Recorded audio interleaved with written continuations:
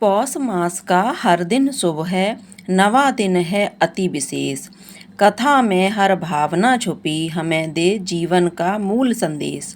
ओम भास्कराय नमः। हरे कृष्णा। आज के नवे दिन की कथा हमें जीवन में आस्था और सत्य के मार्ग पर चलने की प्रेरणा देती है। आज की कथा को सुनकर हम सभी अपने जीवन को पवित्र करें और शुभ बनाएं।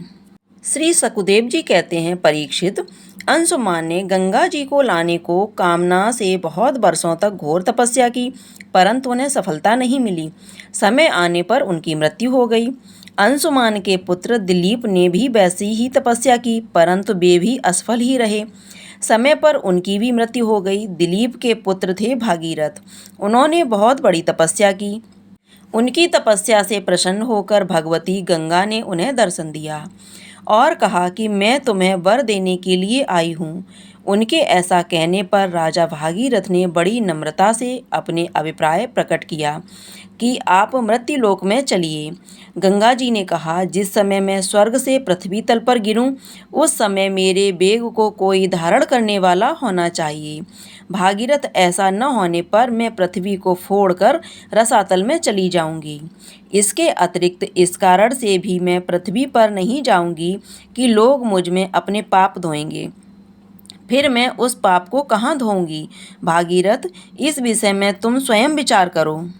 भागीरथ ने कहा, माता, जिन्होंने लोक परलोक, धन संपत्ति और स्त्री पुत्र की कामना का संन्यास कर दिया है और जो संसार से उपरत होकर अपने आप में शांत हैं, जो ब्रह्मनिष्ठ हैं और लोगों को पवित्र करने वाले परोपकारी सज्जन हैं, वे अपने अंग स्पर्श से तुम्हारे पापों को नष्ट कर देंगे, क्योंकि उनके हृदय में अंधरूप अधसुर को मारने वाले भगवान सर्वदा निवास करते हैं।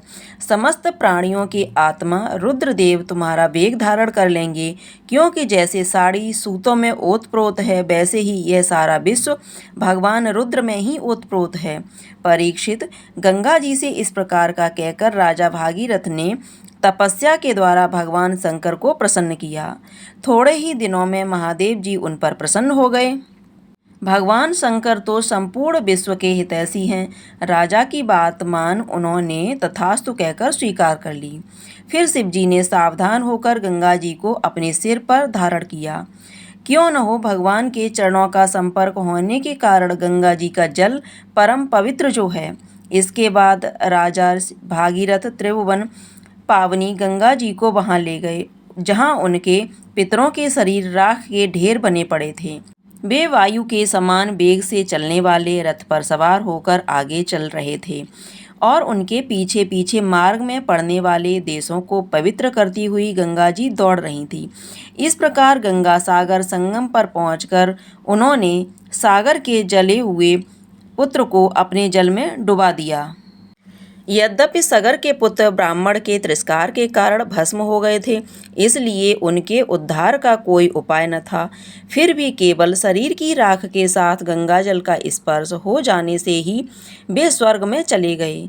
परीक्षित, जब गंगा जल से शरीर की राख का स्पर्श हो जाने से सगर के पुत्र को स्वर्ग की प्राप्ति हो गई, तब जो लोग श्रद्धा के साथ नियम लेकर श्री गंगा जी सेवन करते हैं, उनके संबंध में तो कहना ही क्या है।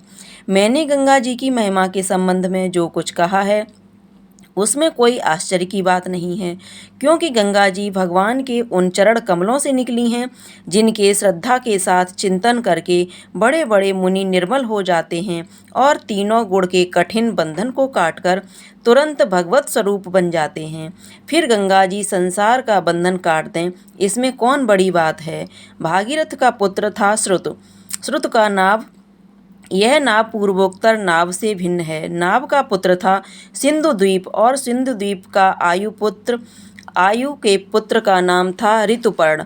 वह नकला मित्र था। उसने नल को पासा फेंकने की विद्या का रहस्य बतलाया था और उसमें अश्व विद्या सीखी थी। ऋतुपर्ण का पुत्र सर्वकाम हुआ।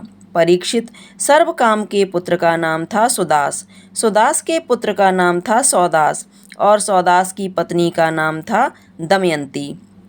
सौदास को ही कोई कोई मित्रहस कहते हैं और कहीं कहीं उसे भास्पद भी कहा गया है। वह वशिष्ठ के शाप से राक्षस हो गया था और फिर अपने कर्मों के कारण संतानहीन हुआ।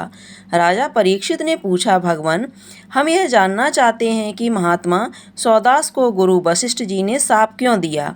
यदि कोई गोपनीय बात न हो तो कृपया करके बतलाइए। श्री सुखदेव जी ने कहा, परीक्षित, एक बार राजा सौदास शिकार खेलने गए हुए थे। वहां उन्होंने किसी राक्षस को मार डाला और उसके भाई को छोड़ दिया। उसने राजा के इस काम को अन्याय समझा और उनसे भाई की मृत्यु का बदला लेने के लिए वह रसोइये का रूप धारण करके उनके घर गया। जब एक दिन भोजन करने के लिए गुरु वशिष्ठ जी राजा के यहाँ गए, तब उसने मनुष्य का मांस बनाकर उन्हें परस दिया। तब उन्हें यह बात मालूम हुई कि यह काम तो राक्षस का ही कर सकते हैं, राजा नहीं कर सकते। तब उन्होंने उस शाप को केवल 12 वर्ष के लिए कर दिया। उस समय राजा सौदास भी अपनी अंजलि में जल लेकर गुरु वशिष्ठ को शाप देने के लिए उद्यत हुआ, परंतु उनकी पत्नी दमयंती उन्हें ऐसा करने से रोक दिया।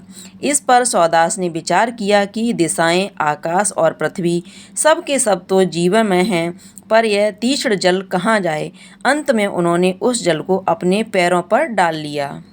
इसी से उनका नाम मित्रहस हुआ। उस जल से उनके पैर काले पड़ गए थे, इसलिए उनका नाम कल्मषापाद भी हुआ। अब वे राक्षस हो चुके थे। एक दिन राक्षस बने हुए कल्मषापाद ने एक वनवासी ब्राह्मण दंपति को सहवास के समय देख लिया।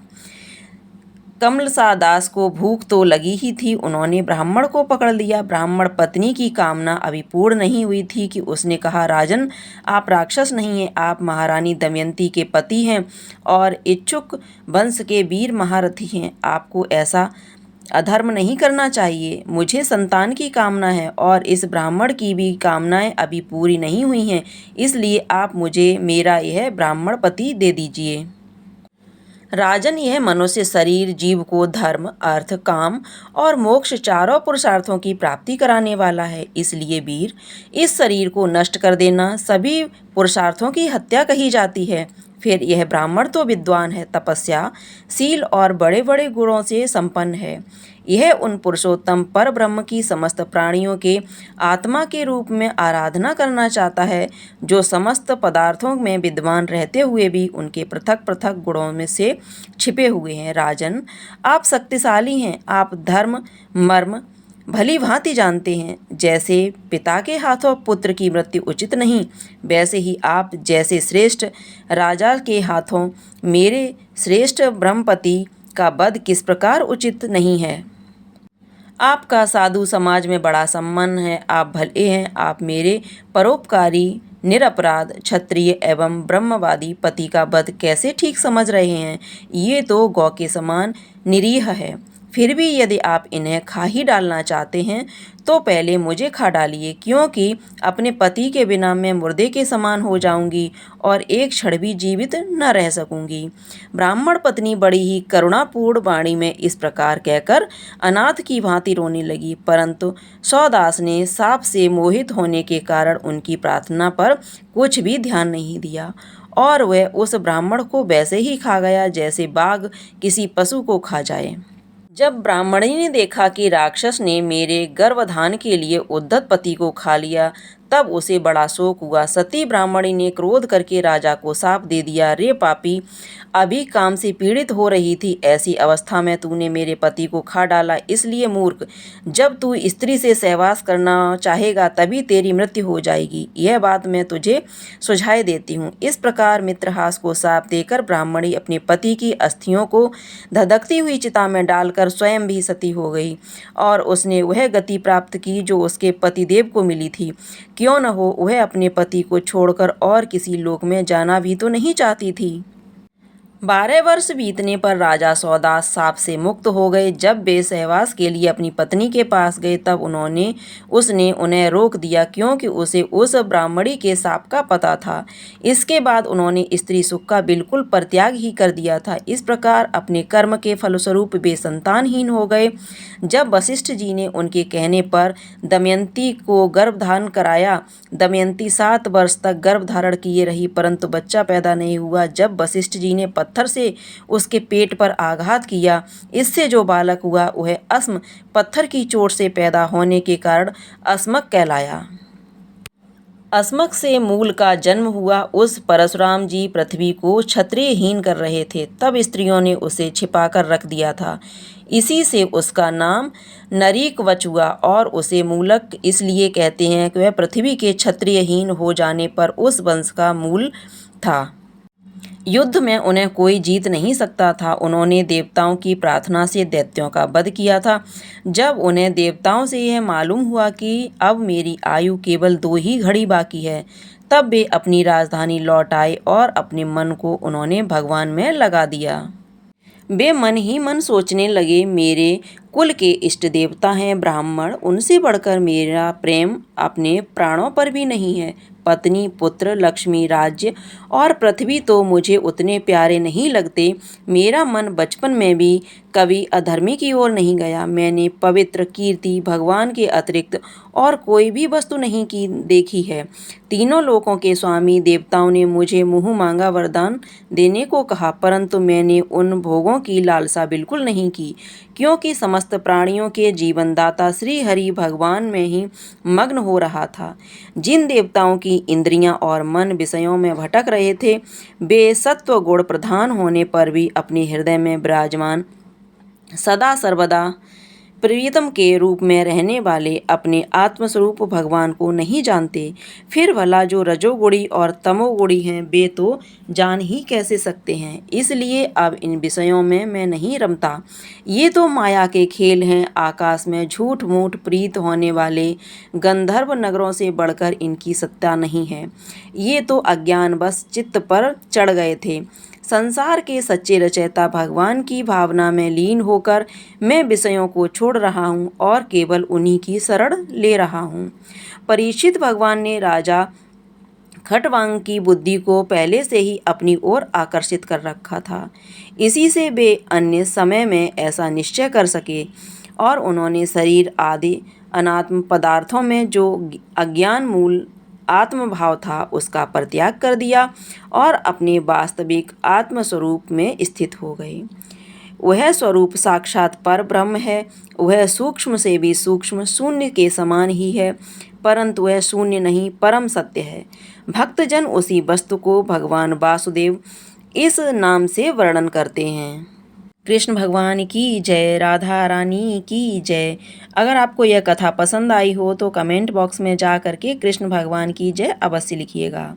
साथ ही साथ वीडियो को लाइक कीजिएगा, शेयर कीजिएगा। अगर आपने अभी तक चैनल को सब्सक्राइब नहीं किया है तो चैनल को सब्सक्राइब करके बेल आइकन को अवश्य दबा दीजिएगा, ताकि आप इसी तरह की कथाएं समय से सुन सकें। धन्यवाद।